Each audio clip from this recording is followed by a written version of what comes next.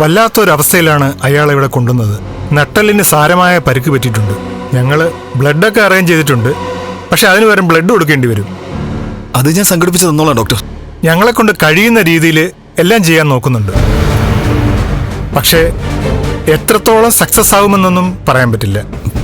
ഇനിയിപ്പോൾ സക്സസ് ആയാൽ തന്നെ അയാൾ പൂർണ്ണ ആരോഗ്യത്തിലേക്ക് തിരിച്ചു വരാൻ ഒരുപാട് കാലം എടുക്കും. അതുപോലുള്ള വീഴ്ചയാണ് വീണിരിക്കുന്നത്. വീഴ്ചയിൽ കിഡ്നിക്കും ചെറിയ ഡാമേജ് ഉണ്ട്. എന്തായാലും ഞങ്ങൾ ഞങ്ങളുടെ കഴിവിൻ്റെ പരമാവധി ശ്രമിക്കാം.